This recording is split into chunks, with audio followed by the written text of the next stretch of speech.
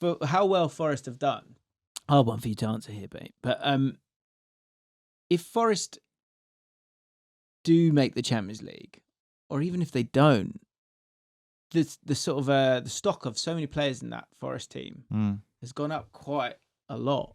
Do you think regardless they might lose a few? Yeah, I don't know what their financial situation is as to whether they're obliged to maybe sell a few to buy. I'm not entirely sure on that. Yeah. I think that there might. Well, there's going to be loads of people who are knocking on their door because they've had plenty of players who have had fantastic seasons. Again, who've clearly scalable in their attributes to bigger sides. It doesn't necessarily feel like it's just a one season wonder. I guess the journey of. Oh God, I hope they make it. The journey of them being in the Champions League is, and we've seen that with Newcastle, we've seen it with Villa this year. To see it with Forest next year would be great. And if that is the case, you'd want that group to stick together. And you've heard so much about how the sort of spirit between them all is so strong. Bit of a broader question, like in terms of Forest in the Champions League, you're chatting about how the kind of game state, how it matters. But almost that they suit being kind of the underdog in a lot of games. They kind of want teams to not rate them a little bit and kind of have a go, and so that they can then go and break them because they generally feel quite comfortable defending. Do you think that would work quite well in the Champions League? I think so. And the new I guess with the new format, they just only need you only need a few wins. Yeah. And you give yourself a chance because that's the aim, isn't it? You get in the Champions League and then just get yourself in the. Yeah. In the last 16. No, I agree. I think they're built, that style is kind of, it's high intensity when they get the ball and go forward. That's kind of built for cup competitions, I think. It's also built for, exactly. Although they've a lot of penalty shootouts. True. But I think, it's built for, a good league campaign as well, as they've showed. But I do think that there'll be teams who think like, well, we can break them down. They might play a low block, but if we just continue to do what we'll do, we'll break them down. And then before you know it, they're maybe 2-0 down at half time. And then I feel like Forest have kind of got that in them. Obviously, history of the club and stuff in Europe could also play a little bit of a part as well. But I think if they do make signings this summer to add to that, the players who come in will know, and they'll have to know, that this is very much the style that we play.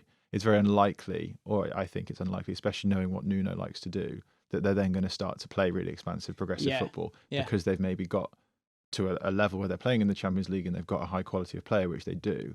I think it's that, okay, well, if I sign on the dotted line here, it's because I know that this is what I'm being asked to do. And maybe like fast forwards or even fast attacking midfielders will be licking their lips at the prospect of being like, I'll have some of that. It'll make me look really good there because I've got so much space, as you said, to go into. So it would be an attractive prospect. In terms of players that you don't want to lose, obviously we asked on Twitter, and a lot of you guys were talking about Morgan Gibbs-White in terms of a player that you didn't want to lose because of his ability to carry them out of those central areas, which generates attacks. And you've got Alanga on his way, and Chris Wood and Hudson-Odoi. In terms of a replacement, Matheus Cunha obviously has had a fantastic season for Wolves, has a release clause, was linked in January as well. He would be a cracking replacement, I think, for Morgan Gibbs-White. Although I think Morgan Gibbs-White is a bit more pure in his industry than Matheus Cunha, who probably wants maybe a touch more freedom. But whereas I think in the perfect world, you keep Gibbs-White and you add someone like Cunha so that you can play Champions League and Premier League and be okay. Yeah, I agree with that. It would be a good fit, wouldn't he? I agree with that. I think he's been linked with Arsenal in the past, and I don't know whether, speaking about like the space and possession, whether he'd be as good in those tight areas when you're trying to pin the opposition back. With Wolves as well, like just a little bit more space to operate. He also likes to be a bit more of the main man. I think that he would be suited to the likes of Nottingham Forest. I think he's obviously versatile, Cunha. He's able to maybe play as a bit more of a second striker or a striker, and obviously play on the left of attacking midfield and sort of roam a little bit. I think he'd be a good false nine as well. And Chris Wood is fantastic, spearheads the attack, but if you need a rotation option, if Cunha were to just drop in ever so slightly, you've got Alanga and Hudson-Odoi either side. Yeah. I think that could work really well. Yeah, that's nice. Yeah, I'd never really thought about that through the middle. I thought about this a lot, actually. It's good, dude. Trent Alexander-Arnold. We touched him right at the start of the intro. I have done a video on this, giving a whole host of options, which you guys can go check out if you'd like to, but stay here for a while, because we're going to keep talking about it. 349 games, 22 goals, 90 assists, 8.28 progressive passes per 90. In terms of him leaving, I imagine with your work, this is probably something you've had to think about a little bit. What do you feel like is going to be the plan moving forward for Liverpool? I think it's a really interesting one because in a similar ballpark to Kevin De Bruyne, you can't necessarily replace the vision and the passing execution that he has.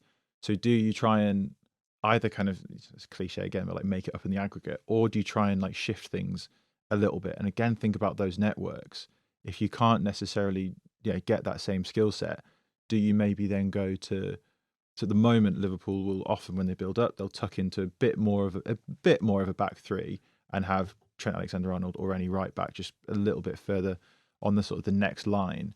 Could you kind of reverse that and have a bit more of a defensively minded person on the right hand side, and then maybe push your left back? So maybe actually put more focus on recruiting a left back and having the left back higher, having a good network on that left hand side, and leave more space for Mohamed Salah to operate. He likes big spaces himself to run into. If you were to maybe replace Alexander-Arnold with an overlapping fullback, would that actually then end up getting in the way of Salah, and then that would kind of ruin all of the great work that we know Salah can do when he's got space? And then maybe having those three, this is all just my thoughts here, but then having that ball over the top to Salah, which he thrives off as well, can maybe come from more in the build-up necessarily than Trent.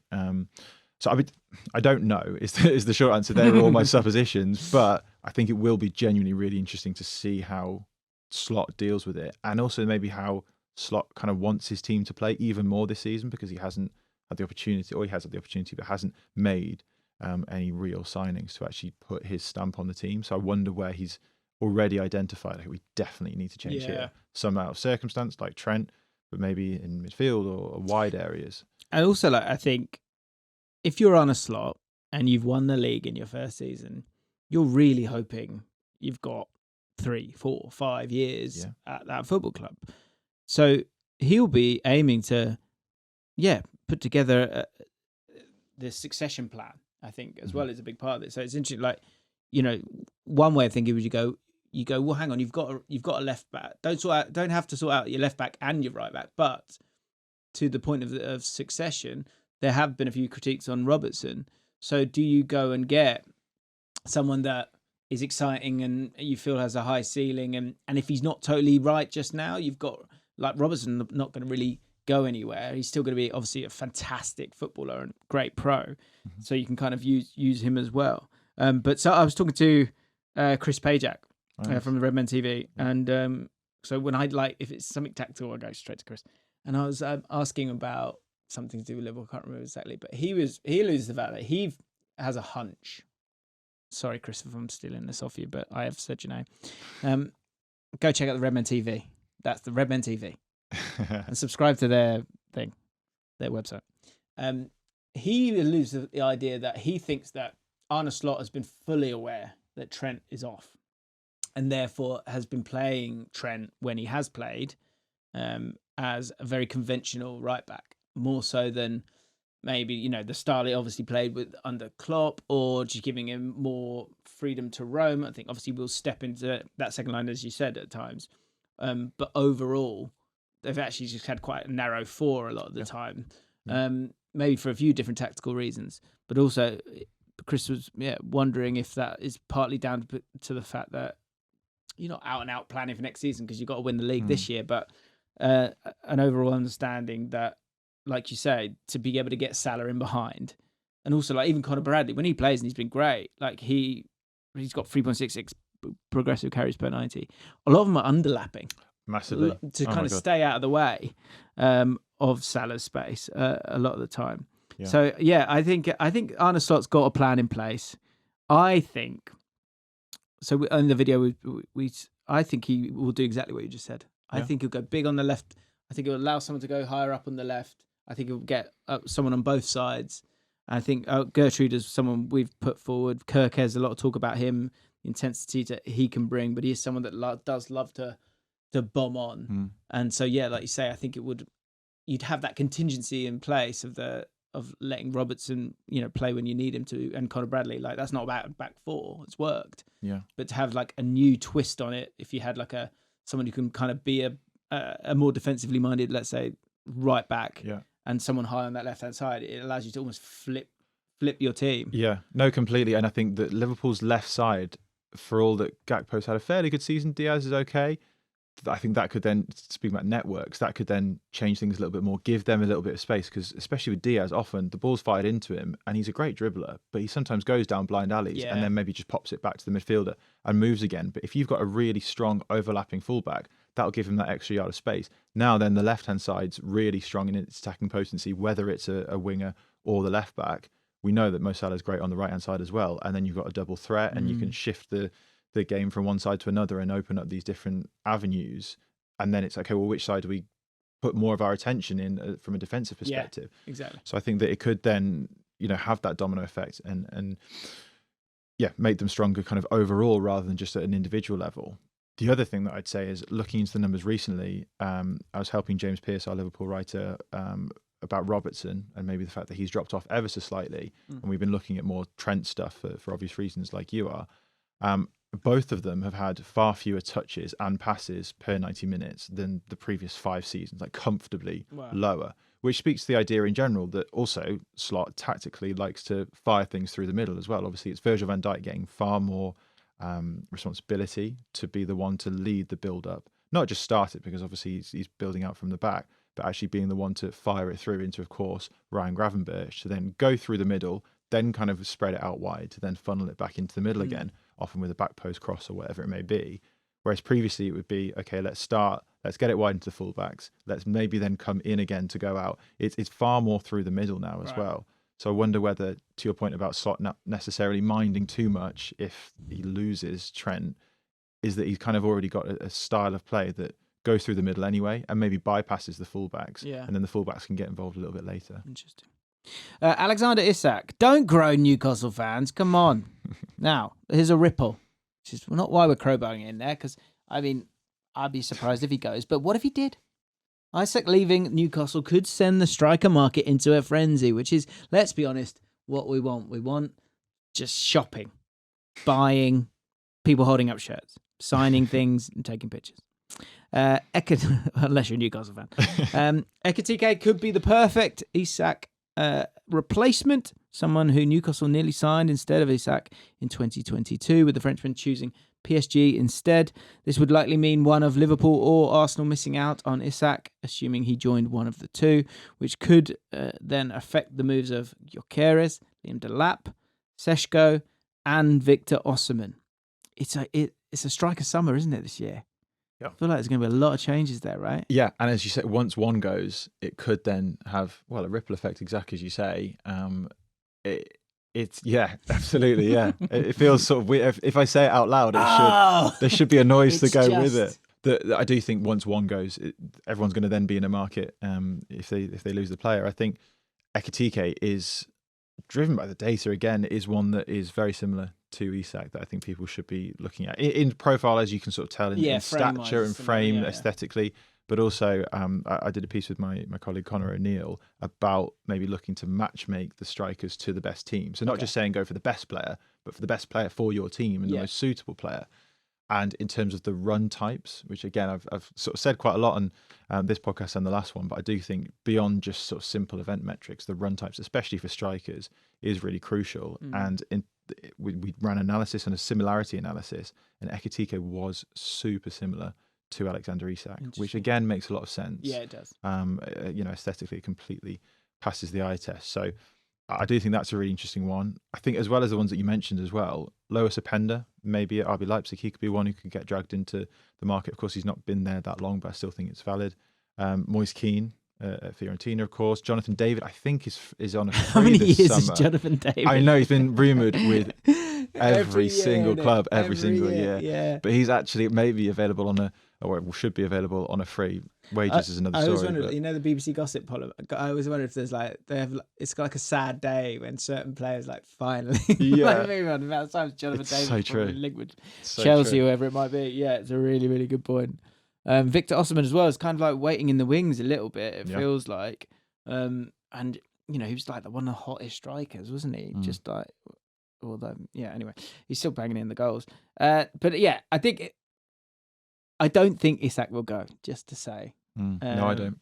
And actually, I'm such an exciting time, I think, for Newcastle, really. If especially with the way they're finishing the season, they finish as strong as they do. Because I think other fears would, I put a tweet out, and Bruno G was obviously another one that a lot of people kind of concerned about. We didn't talk about for Man City, but in terms of having that, I'm a bit obsessed with him. I think he's got that talisman element to him. I think I've said it before. If I was a Newcastle United fan, I kind of am obsessed with him, but I'd be so obsessed with him. Yeah. That'd be my favourite player of all time, easily. Because he's just all action. And I think if you can keep those two together and then get a couple of additions there, then you've got something really, really exciting.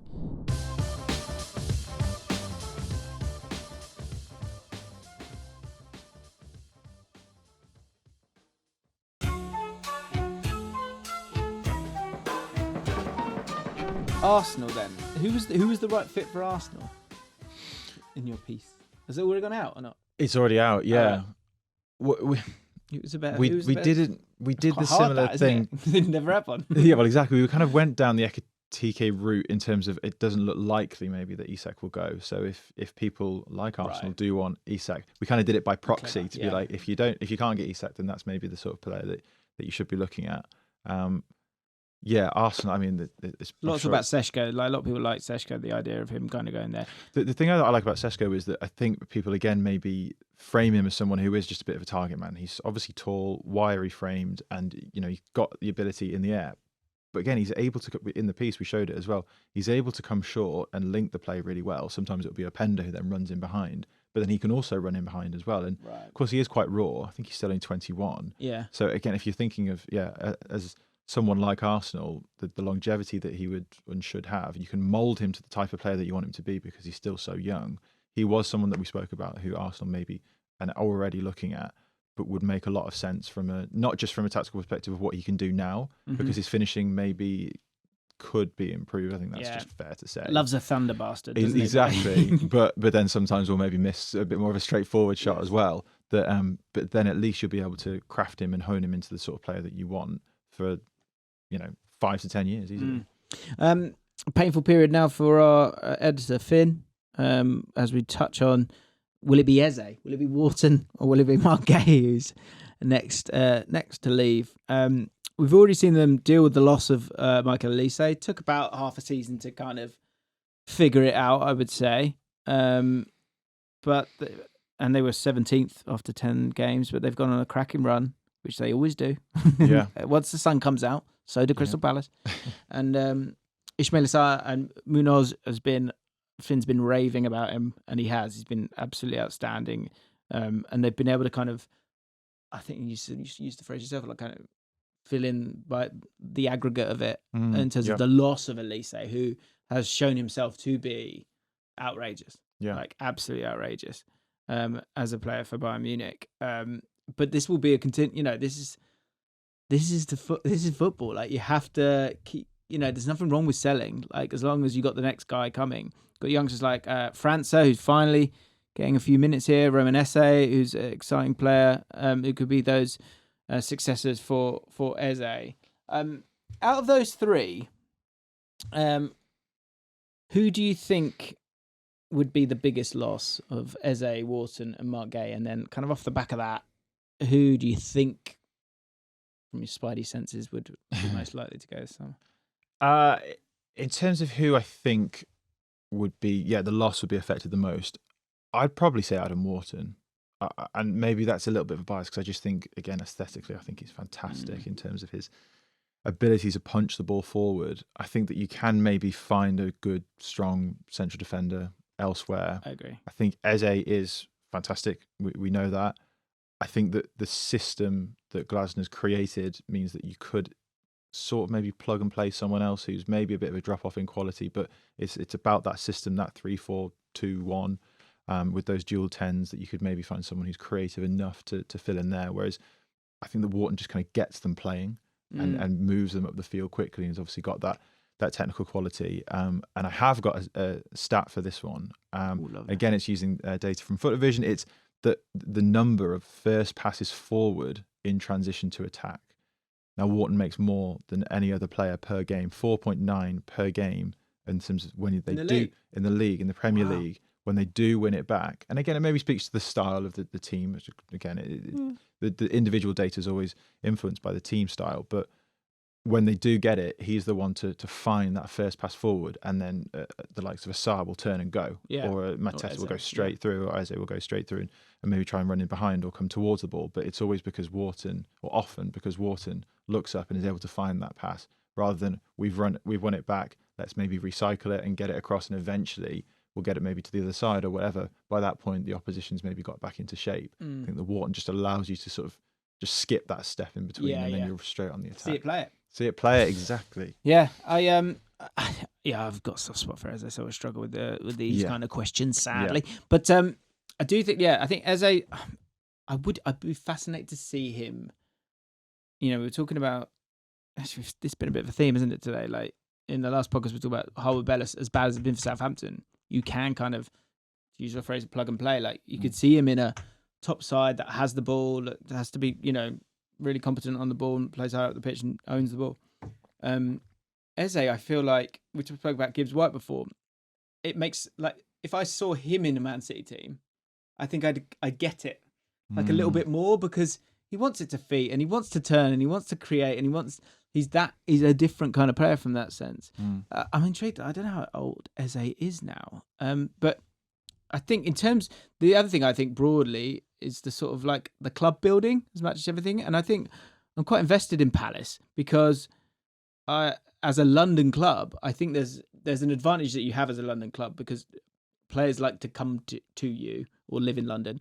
The players from abroad like to live in London, and there are 13, I think, London clubs. Yeah. So there's a lot of London clubs in the Premier League, and so there's an opportunity there, to get good stock. Yeah. And that's before you even think about Crystal Palace and how exciting it is as an area and the players that you can bring in there. And so with that comes the sort of the wretch of having to sell to bring in the money to be able to rise your floor. And kind of, at least they kind of had to move on to pastures new. I'm looking at Eze here. He will be 27 on the 29th of June. So it feels like with him, it's kind of like I kind of got to sell him now. Yeah, and he's ready-made to then just go straight into it. Yeah, exactly. And I could see him at Man United. He'd be amazing at like clubs that have got the money to spend that. And if you don't do it now, you're not gonna do it. And so sadly, the sort of the churn of it is important for these Premier League clubs to kind of keep improving the floor. To use Brighton as a bit of an example, sorry Palace fans, like to be able to then have outrageous depth that means that you are now fighting for those European places season in, season out. That has to be the aim for Palace, surely. Yeah, no, I totally agree. I think that the Eze to Man United one specifically is interesting because they also are looking to play a 3-4-2-1 and part of the dual 10. So in terms of just someone that they maybe need right now to actually execute the style of play that they want with little adaptation. Again, I don't want to sort of pimp him out, but I think that could actually work really well. I feel like we've done a lot of pimping out today. Yeah, so Finn, exciting. Whilst I've got you, which one of those three, you can only keep one of them. Which one do you want to keep? Eze, Wharton, or Mark Gay? Keeps Wharton. Which is part of, should be the plan. Go get those really exciting players from elsewhere, because you've seen it can happen. You're talking about three players. Mark Gay's at Swansea, Wharton was at Blackburn, Eze was at Super Hoops. So all three can jump up and do the business. Off to Brighton, off to the enemy now. Sorry, Finn. Carlos Baleba. I always forget how young he is. Yeah, it's frightening. It's scary. Yeah, 21 now, is he? Yeah. Has everything, it feels like. I wonder, and this is so lazy, but just because Basuma, I'm a little bit disappointed with Basuma. I just feel like he had absolutely everything, and I don't know what's gone awry there. Because to have that ability to go and win the ball, but also take the ball at any instance and do something with it. He was just so sensational at Brighton. Caicedo has gone to Chelsea and been absolutely superb, and has really found his feet. Baleba, it's going to be 3 for 3. Feels like in terms of making good money on him. And we spoke about Van Hecke in our underrated 11, and I was alluding to the fact part of that ability to be progressive is honestly when you watch Brighton. I think more so than other teams. I love a player who stands in the middle, and they just give it to him, and he deals with it, but turns. It's actually a lot rarer than you'd think. And Baleba, for me, does that a lot. Like, I think there's still like mistakes here and there, but like he's 21. Yeah, I agree. And a lot of people talking about Van Hecke or Baleba, like who would be the one that you really don't want to lose. Overall, it seemed to be Baleba that people were putting forward as the player that would go. And Liverpool have been linked with him. Do you think it's that? I think for Brighton, this is again kind of back to the Palace point of like, it'd be a real shame to lose a player of that quality. And can you out and out replace it? Probably not. But the overall depth and the amount of midfielders, I think we did it in our most used 11. I could probably find it quickly. I'm pretty sure they've played 8 defensive midfielders this year. Yeah, something like that.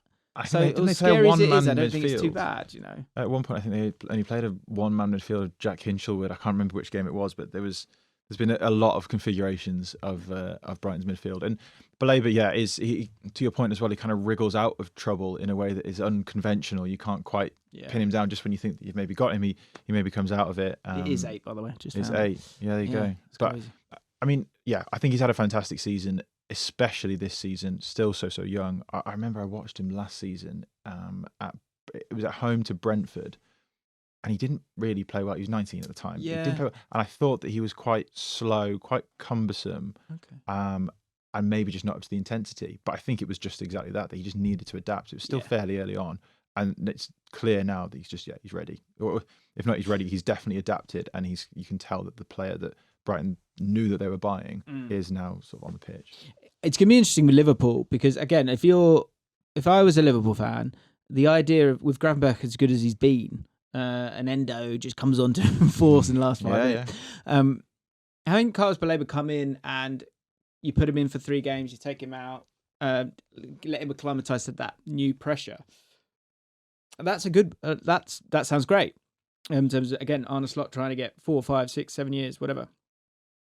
The thing, I just think the problem for Liverpool this summer is everyone's going to see them coming because they've not spent any money last summer.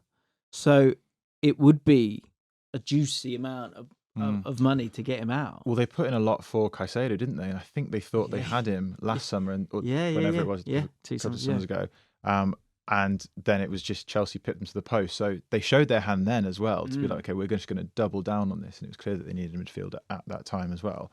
Same is kind of true this summer as well. So there's no hiding from it unless they just go super off-piste and then try and find someone who that they can then still... Maybe, as you say, someone who can then come out for a few games that might be from the Eredivisie or maybe a lesser known league where it's like, okay, we're going to be smart with this decision here and be the team that, rather than try and find someone who's kind of a little bit more ready-made or certainly got sort of Premier League experience, we can be the one to craft them, skip the step of the quote-unquote feeder club, without disrespecting Brighton, but knowing that they can sort of do that themselves could be another way to go, but then that comes with its own risk that it might be... I'm intrigued. If he goes, what number is? I'm just fascinated by that. We've got comments on our Spotify podcast, or wherever you're watching this or listening to this. So let me know how much do you think Baleba should go for? Let me know. One team that could have a player that goes to Liverpool, could have a player that goes to Real Madrid. I think you would expect. It's one where it's so cruel, but it is like you're sort of victims of your own success. Could be Bournemouth this year. Could be the manager. Who's a lot of people kind of got their eyes on, and a few release clauses as well. Apparently, there's a fee of around 40 million expected for Kirkes, who has been at the start of the season. I said that was an area they needed to strengthen because they only had Kirkes as the left back, but he's just played every game, which I think is incredible. Yeah. And then a person who I actually think Dean Huijsen he is the reason Kirkes, not the reason why Kirkes has done so well, but we've spoken about this a few times in terms of like. It's the dynamics of all those players on whatever side you're on. Yeah. Back to Fulham, we were talking about with Anthony Robinson. Both Anthony Robinson and Kirkes, two of the most spoken about left backs. Dean Huijsen has to deal with is quite exposed. I agree. And also plays this fantastic long ball to him a lot of times, so that Kirkus just goes off and gallivants, and look, he's got the quality to do that. Same with Anthony Robertson when you think of Calvin Bassey. Yeah. We spoke about Sander Berge as well, and then Alex Iwobi out there as well. I actually, of Dean Huijsen and Kirkes, I hate to I'm not trying to dig out Kirkes because I think he's brilliant, but I just think he's so facilitated by Dean Huijsen. Yeah. He's the gem, personally, for me. I think the fact that he's going to go quite possibly to Real Madrid, I think speaks volumes of that. How do you feel about these things? Big loss, isn't it? Yeah. No, I mean, I massively agree. I mean, on Huijsen, we did a piece on him fairly recently, and I mean, everything you just said, I totally agree with him. One of the things that we did speak about was just how much he's got that ability to go into those wide channels and get pulled out of his maybe comfortable position, which he'd normally want to stick into. It's probably true of most modern day defenders now, but not only do they have to do it, they have to be good and comfortable at doing it. I use a few examples of Kirkes being comfortably in the opposition half and him just having to get pulled across, but being really mature in what he was doing. He was either going really quick to just shut it down and nip it in the bud, or just shepherding the player away from goal just towards the touchline, often making a mistake and then we start again sort of thing. So defensively, really, really strong. On the ball, we know that he can carry it out as well. He's got a good pass in him, through ball.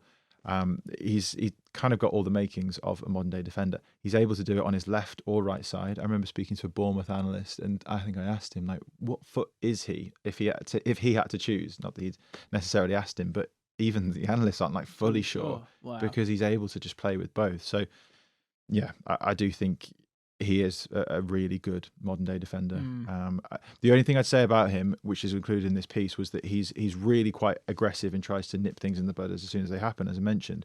Sometimes, and it was an example I gave when they were playing the Netherlands, when he was playing for Spain, he went and did that and he got completely spun and there was just a gaping gap. Right. So if he's just too aggressive, of course, if that works 9 times out of 10, just that one time it doesn't, is that you're just then completely caught out of position. So that probably will come with age and experience, just when to know when to just leave them at arm's length, let them turn, but know that you kind of kept the space in behind you. For anyone watching on video there, I properly went for that as though I was a coach. Sit down, Spov. So, but Kirkes as well, I think I totally agree that, he's facilitated by Huijsen, but he is... his stamina's a joke. Yeah, a marauding left back. That's the one. With Huijsen, again, another theme for us is like, Huijsen, you pick him up or put him in the Real Madrid or Spain team or whatever. I think you'd be fine. Kirk is what, and I might be totally wrong with this, is with that Bournemouth style, it's full throttle and it's exciting, like from an attacking point of view, but there's a pace to it. I'm fascinated to see him at a team that is a bit more like cute with it. Yeah, almost less designed to be less jarring and disruptive, because he is the perfect player. He's great for that. Be in your face all the time. But if it is more of a cultured style, could he maybe do the same thing? I agree, which is probably why, again, it's not necessarily when clubs are looking to sign players, it's not necessarily getting the best player, it's getting the best fit. So maybe the sort of team who may be looking at him, Liverpool being an example of high intensity team, would fit the profile a little bit more.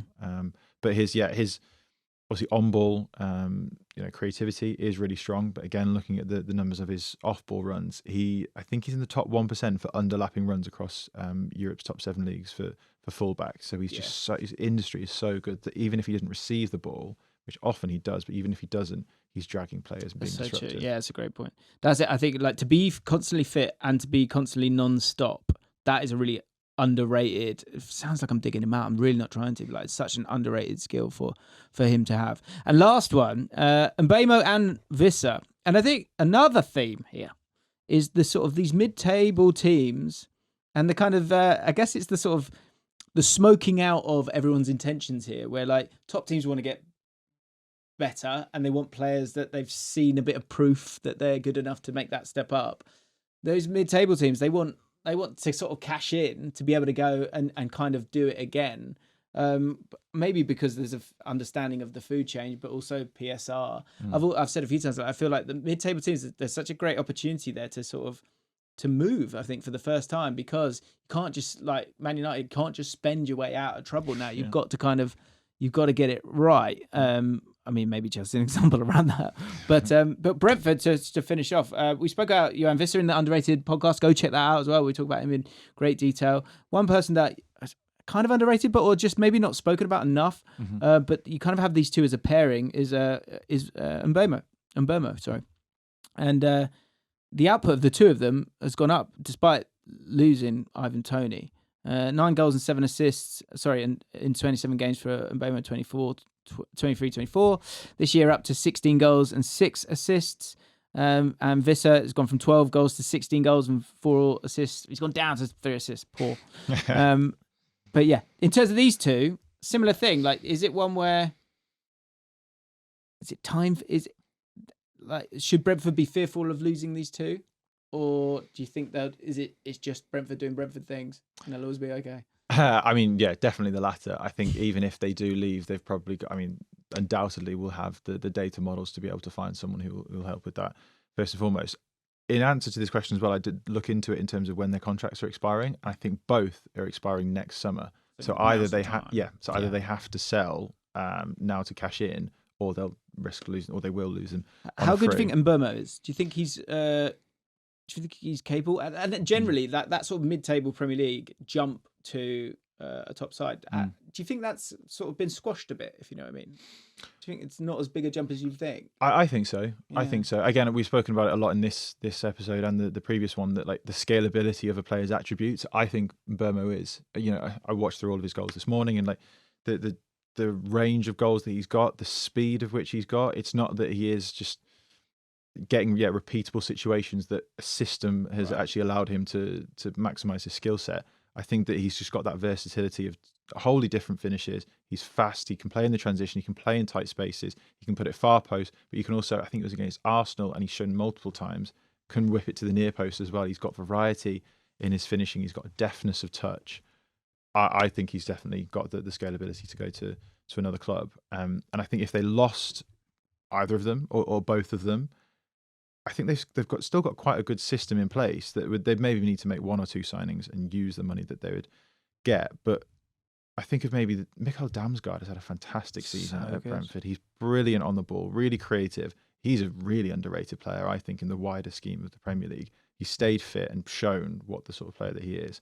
Fabio Carvalho hasn't had quite as strong a season, but I think that he's got a bit more in him. But he could be the next one. Yeah, so could you have, and this is maybe just getting a bit too into the tactical setup here rather than the Visser and Mbeumo example, but could they maybe have dual 10s? Could they maybe have wing backs and maybe have Kevin Schade down the centre, maybe push him a little bit more central? They could maybe move things around with what they've got at the moment, and of course maybe bring others in as well. So it's not beyond Thomas Frank to maybe move to that sort of system as well. Yeah, Damsgaard previously, Keane Lewis Potter, hiding, like just players that go, yeah, we'll have you, and then we're going to hide you until you're ready, and then they do it. Carvalho is too talented to not be playing Premier League football, in my opinion. So I would not be surprised. Mark, it's been an absolute joy, mate. Pleasure. Absolutely loved it. Pleasure. Thank you so much. Guys, go check out Mark Carey on Twitter. Search his name, Carey. Does a podcast with the Athletic talking about tactics, and it's fantastic. I listen to it every single week, so go check that out as well. And whilst you're here, do me a favor, follow the podcast and tell a friend. Okay, enjoy the podcast, and enjoy the podcast that we did earlier in the week with Mark as well, if you haven't listened to it as of yet. And we'll speak to you guys very, very soon. Woohoo!